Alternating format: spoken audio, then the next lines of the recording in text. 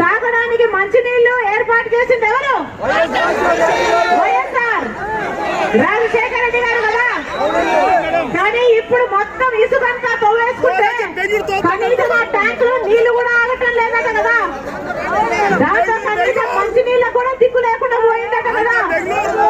ఇదంతా మీ మీడియా వాళ్ళు చెప్పిన విషయాలు. నిజమేనా?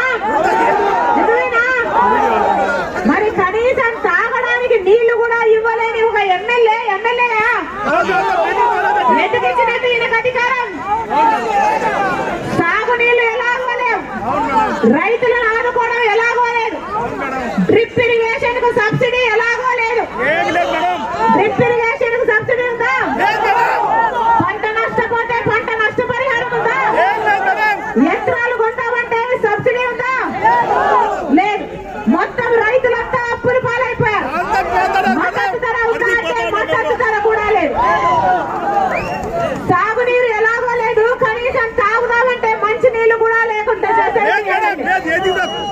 ఇలాంటి నాయకులు మళ్ళీ మళ్ళీ ఎన్నుకుంటే ఈసారి ఇసుకను అమ్ముకున్నాడు, ఇంకోసారి ఓట్లేస్తే మిమ్మల్ని అందరినీ అమ్మేస్తాడు, నియోజకవర్గాన్ని మొత్తాన్ని అమ్మేస్తాడు, నియోజకవర్గంలో భూముల్ని ప్రజల్ని మొత్తం అందరినీ అమ్మేసుకుపోతాడు మీ ఎమ్మెల్యే. ఇది వైసీపీ ఎమ్మెల్యే. 5 సంవత్సరాలు అయింది. వైఎస్ఆర్ కాంగ్రెస్ పార్టీని నమ్మి ఓట్లేసి 5 సంవత్సరాలు అయింది. ఏం చేశారు? ఏం చేశారన్నా? రైతులను ఎలాగో నట్టేట ముంచారు. బిడ్డలకు ఉద్యోగాలున్నాయా? బిడ్డలకు ఉద్యోగాలున్నాయా? కూలీ నాలీ చేసుకుని బిడ్డలు చదివిస్తే కనీసం ఉద్యోగాలు లేక ఈరోజు బిడ్డలంతా వలసపోతున్నారు. లేకపోతే 10,000 రూపాయలకు చిన్న చిన్న ఉద్యోగాలు చేసుకుంటున్నారు. ఏం చెప్పాడు జగన్మోహన్ రెడ్డి గారు? 2,30,000 ఉద్యోగాలు ప్రభుత్వ శాఖల్లో ఖాళీగా ఉన్నాయి, మీరు అధికారం లేకొచ్చిన వెంటనే అవన్నీ భర్తీ చేస్తానని చెప్పలేదా జగన్మోహన్ రెడ్డి గారు? చెప్పలేదా జగన్మోహన్ రెడ్డి గారు? ఈ రోజుటి వరకు కూడా 5 ఉన్నాయి. మెగా డిఎస్సీ అన్నాడు కదా, టీచర్ ఉద్యోగాలు 23,000 ఉద్యోగాలు అప్పుడు ఖాళీగా ఉంటే సిగ్గు లేదా చంద్రబాబు గారు? 7,000 ఉద్యోగాలతో డిఎస్సీ ఇస్తున్నామని అప్పుడు తిట్టిపోసాడు జగన్మోహన్ రెడ్డి గారు. మీ అందరూ నమ్మి ఓట్లేశారు. జగన్మోహన్ రెడ్డి గారు ముఖ్యమంత్రి అయితే మెగా డిఎస్సీ వేస్తాడు అని. వచ్చిందా మెగా డిఎస్సీ? 5 సంవత్సరాలు అయింది. వచ్చిందా మెగా డిఎస్సీ? మెగా డిఎస్సీ రాలేదు కదా. ఇప్పుడు ఒక దగా డిఎస్సీ 6,000 ఉద్యోగాలు ఇస్తాడట. అది కూడా ఎప్పుడు ఇస్తాడట?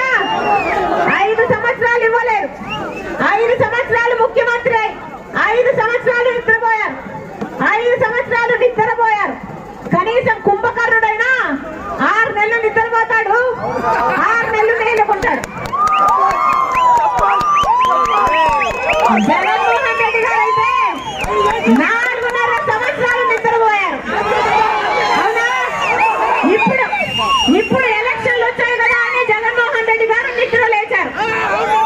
ఇప్పుడు 2 నెలలు ఎలక్షన్లు ఉన్నాయనగా ఇప్పుడు 6,000తో ఒక దగా డిఎస్సీ ఇస్తున్నారు. 2 నెలల్లో ఎలక్షన్లు ఉన్నాయి. ఇప్పుడు నోటిఫికేషన్లు వస్తే దాని పరీక్షలు ఎప్పుడు జరగాలి, ఉద్యోగాలు ఎప్పుడు రావాలి?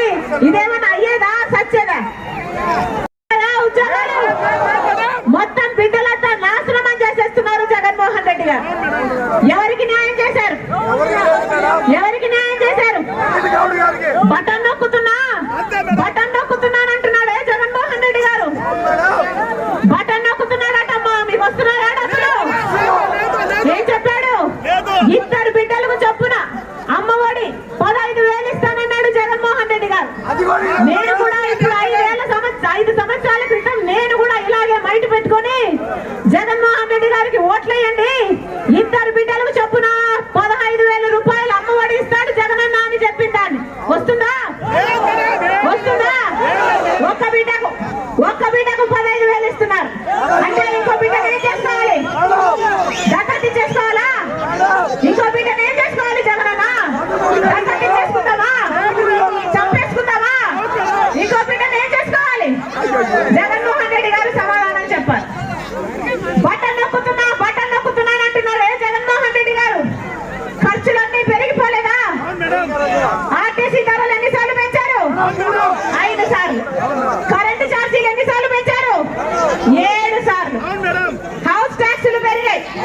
గ్యాస్ ధర పెరిగింది, డీజిల్ పెట్రోల్ గ్యాస్ అన్ని పెరిగాయి.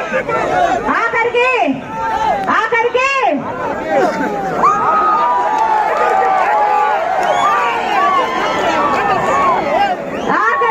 క్వార్టర్ బాటిల్ అట 60 రూపాయలు, 65 రూపాయలు బయట అయితే మన రాష్ట్రంలో 250 రూపాయలట.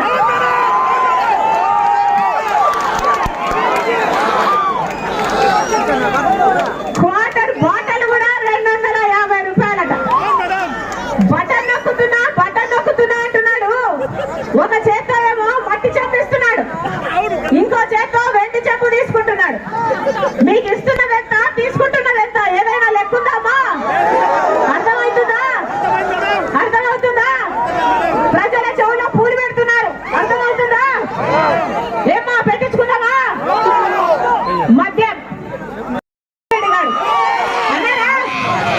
అన్నారా పూర్తి మద్యపాన నిషేధం చేయకపోతే అసలు నేను ఓట్లే అడగనన్నాడు జగన్మోహన్ రెడ్డి గారు. గుర్తుందా? మద్యపాన నిషేధం నేను మేనిఫెస్టోలో పెడుతున్నాను. మేనిఫెస్టో అంటే నాకు బైబిల్తో సమానం, ఖురాన్తో సమానం, భగవద్గీతతో సమానం అని చెప్పాడు జగన్మోహన్ రెడ్డి గారు. గుర్తుందా? అయిందా మద్యపాన నిషేధం? అయిందన్నా మద్యపాన నిషేధం? మద్యపాన నిషేధం కాలేదు కదా, ఇప్పుడు సర్కారే మద్యం అమ్ముతుంది. అది కూడా ఏ మద్యం అమ్ముతుంది? ఏ మద్యం? భూమట, స్పెషల్ స్టేటస్ అట, క్యాపిటల్ అట, డిఎస్సీ అట.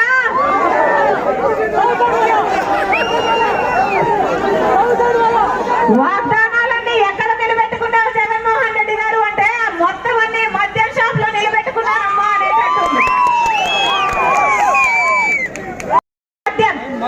ఆ మద్యం తాగి మన రాష్ట్రంలో పక్క రాష్ట్రాల కంటే 25% మంది గుండె కిడ్నీలు చెడిపోయి చచ్చిపోతున్నారు. 25% ఎక్కువ మన రాష్ట్రంలో చచ్చిపోతున్నారు. ఎవరికైనా పట్టిందా? సర్కార్ అమ్మితే కొనాలి, ఎంత కమ్మితే అంతకే కొనాలి.